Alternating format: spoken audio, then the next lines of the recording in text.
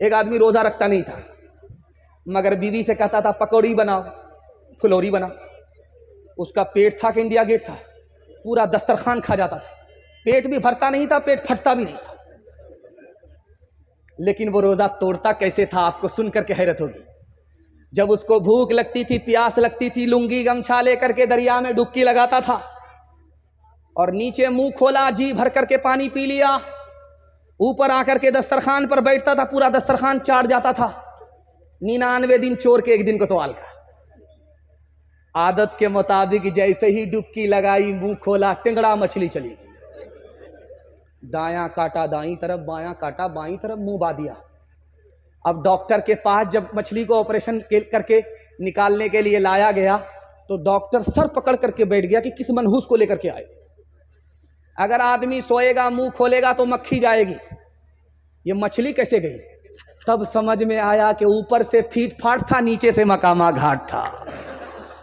बरसों राम धड़ाके से बुढ़िया मर गई फाके से, बुढ़िया मर गई फाके से। झूठे टुकड़े खाकर बुढ़िया तब तक पानी पीती थी। मरती है तो मर जाने दो, पहले भी कब जीती थी, पहले भी कब जीती थी। जय हो पैसे वालों की,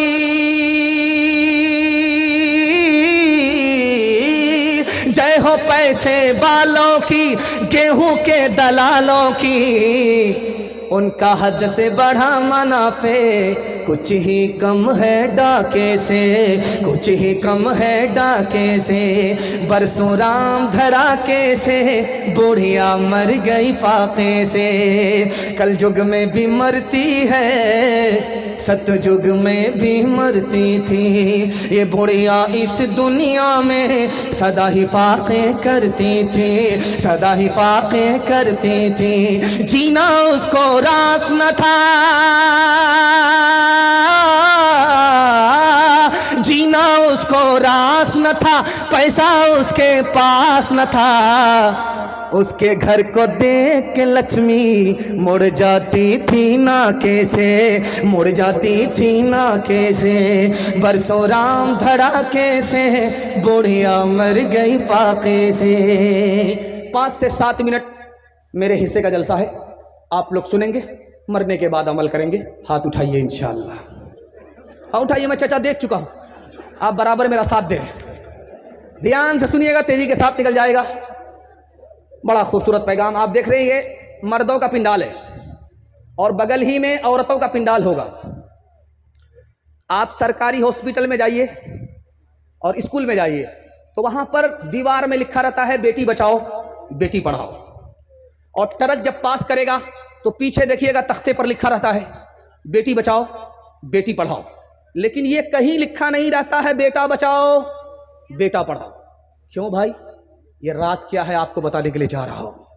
जब मैं आपको सुनाऊंगा तो कलेजा मुंह को आ जाएगा, आप खून के आंसू रोएंगे। ऐसा लिखा रहता है दीवार पर बेटी बचाओ बेटी पढ़ाओ, लेकिन ये कहीं लिखा नहीं है बेटा बचाओ बेटा पढ़ाओ। बात क्या है?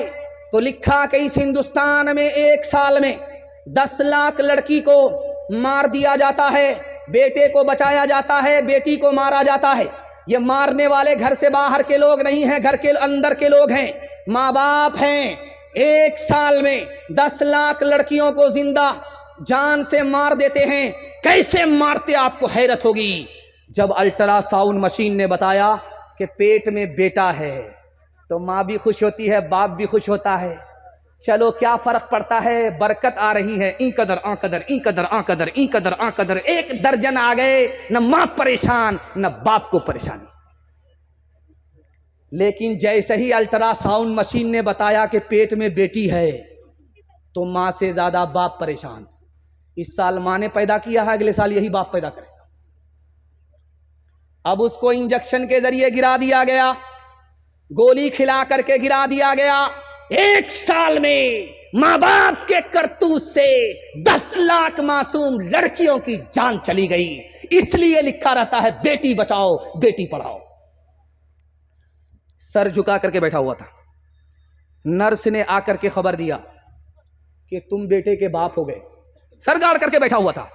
जैसे ही नर्स ने खबर दिया कि तुम बेटे के बाप बन गए, सर उठाता है, सीना तानता है, आसमान की तरफ देख रहा है कि जिब्रील वही लेकर के आ रहे हैं। बाप का नाम सुनते ही, बेटे का नाम सुनते ही बाप का सीना चौड़ा हो, सर उठा करके बैठा हुआ था। नर्स ने खबर दिया कि तुम्हारे घर में बेटी हुई है, सर ऐसा गाड़ करके बैठा, सीधा मक्का पहुंच गया। अब हज के बाद ही वापिस आएगा। बेटी पैदा हो मायूस हो जाता है, बेटा पैदा हो बड़ा खुश होता है। पहला सितम। दूसरा सितम दिखाने के लिए जा रहा हूं। ये पूर्णिया है, यहां से भी लोग हज करने के लिए जाते हैं, उम्रा करने के लिए जाते हैं। जब हज में जाते हैं तो बेटी को नहीं बुलाते, बेटा को बुलाते।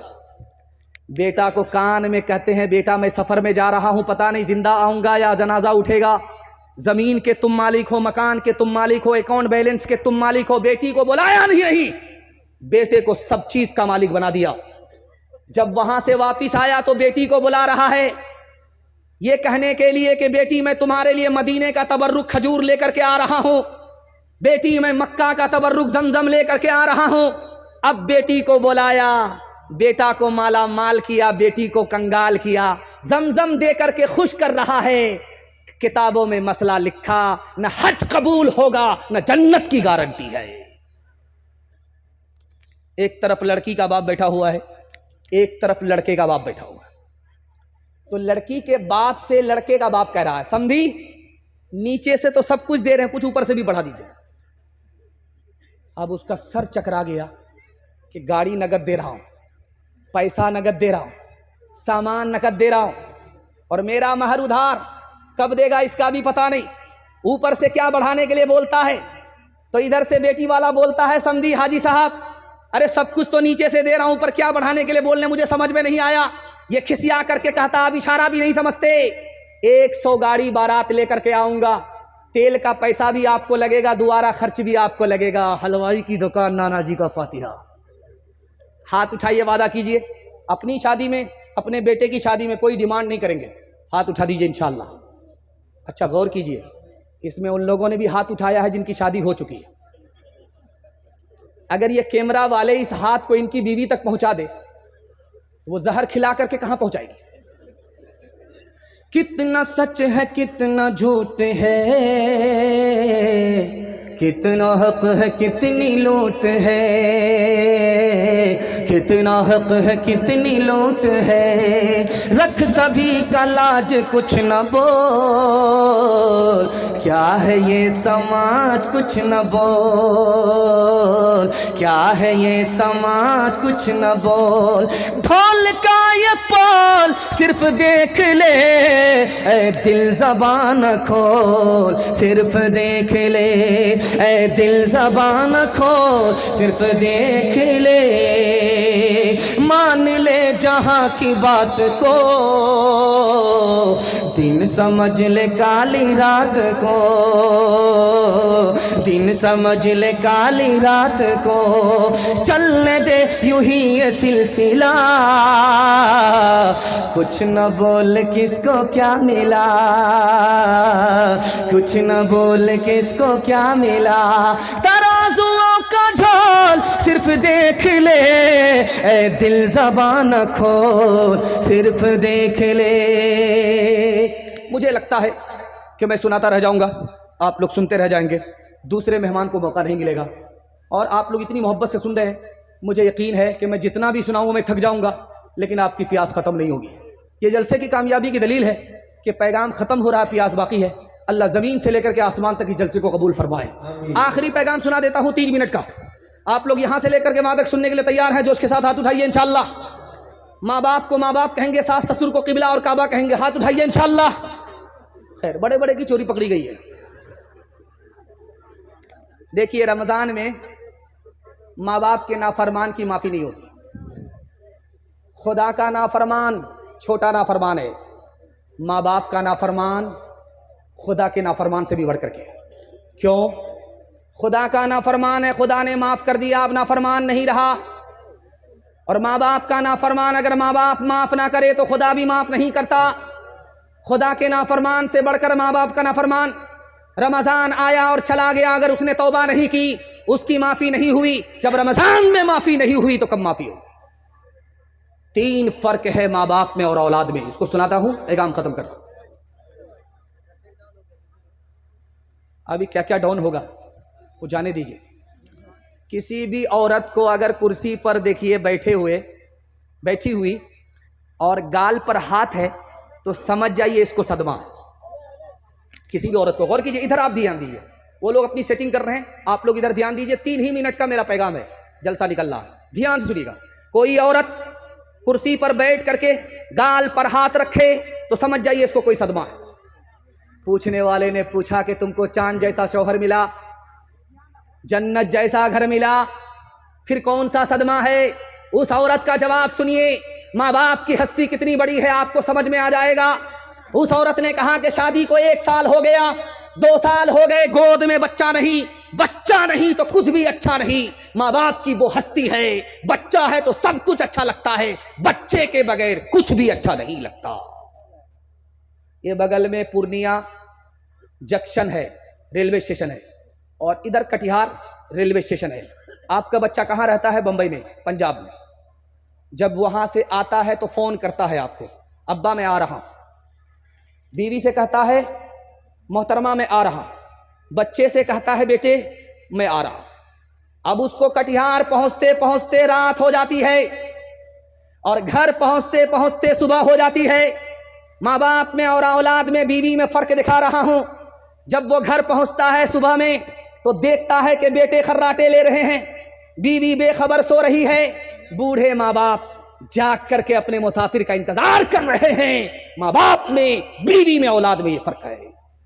आखिरी फर्क बता रहा हूं, कभी कभी माँ बाप का झगड़ा बेटे से हो जाता है और कभी बेटे का झगड़ा माँ बाप से हो जाता है, लेकिन दोनों झगड़े का फर्क दिखा रहा हूं। माँ बाप का झगड़ा हुआ बेटे से, माँ बाप घर छोड़ करके भाग गए, सुबह को भागे शाम में लौट गए, शाम में भागे सुबह को लौट गए।